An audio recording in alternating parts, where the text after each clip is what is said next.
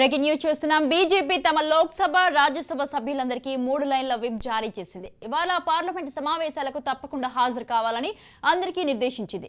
Parliament ఉభయ సభల్లో కీలకమైన బిల్లులపై చర్చ, ఆమోదానికి సంబంధించిన ప్రక్రియ జరగనున్నందున రోజంతా సభల్లో అందుబాటులో ఉండి ప్రభుత్వానికి మద్దతుగా నిలవాలని కోరింది. ఈ మేరకు సందేశంతో పార్టీకి చెందిన లోక్సభ, రాజ్యసభ సభ్యులకు బీజేపీ వేర్వేరుగా విప్లను జారీ చేసింది.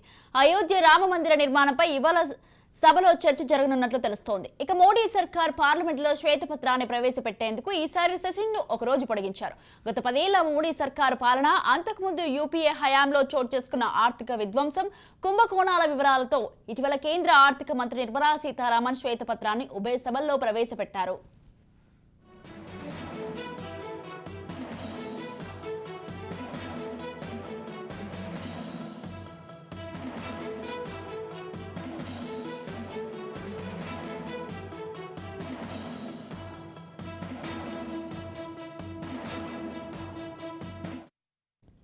రైట్, ఈ విషయంపై పూర్తి సమాచారం అందించడానికి మా ప్రతినిధి ఫణిరాజ్ ఫోన్ లైన్ ఉన్నారు. ఫణిరాజ్, చెప్పండి, బీజేపీ లోక్సభ, రాజ్యసభ సభ్యులైనందరికీ 3 లైన్లు అయితే విప్ జారీ చేయడం జరిగింది. దీనికి సంబంధించి మీ దగ్గర ఉన్న అప్డేట్స్ ఏంటి?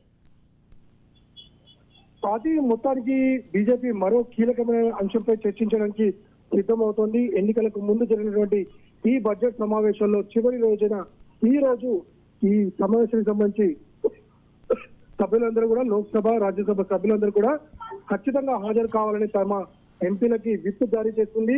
ఇందులో ఒక కీలక అంశాన్ని చర్చించనున్నామని పేర్కొంది.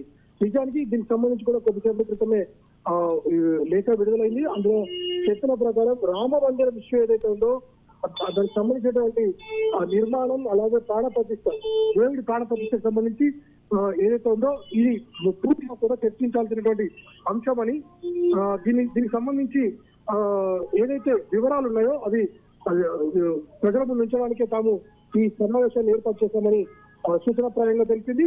మొత్తానికి అంటే గతంతో పోలిస్తే రామ మందిర ఇష్యూ ఏదైతే ఉందో, గతంలో కాంగ్రెస్ అధికారంలో ఉన్నప్పుడు ఏ రకంగా ట్రీట్ చేసింది, తాము ఏ రకంగా ముందుకు తీసుకెళ్లాలి అనే అంశాన్ని ప్రజాస్వామ్యబద్ధంగా చర్చించడానికి ఈ ఏర్పాటు చేశామని బీజేపీ వర్గాలు ఉంటున్నాయి. అయితే సరిగ్గా ఎన్నికల ముందు చాలా కీలకమైనటువంటి అంటే సెంటిమెంట్ తో కూడుకున్నటువంటి ఈ అంశాన్ని చర్చకు తేవడం ద్వారా గతంలో ఏదైతే తప్పులు చేసిందో వాటిని ప్రజల ముందుంచాలని బీజేపీ భావిస్తుంది.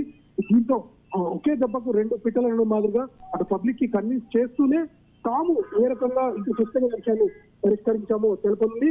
మరోవైపు రాజకీయం కానటువంటి అంశాలు, అది సంస్కృతి సంప్రదాయాలకు చెందినటువంటి కావచ్చు, ఆధ్యాత్మిక సంబంధించినటువంటి అంశాలపై కూడా ఏ రకంగా వ్యవహరించాలనిపై ఈ రోజు మాట్లాడే అవకాశం ఉంది. ఖచ్చితంగా ఇది వాడివేడిగా చర్చ జరిగే అవకాశం ఉంది. Right, thank you Phaniraj, thanks for the details.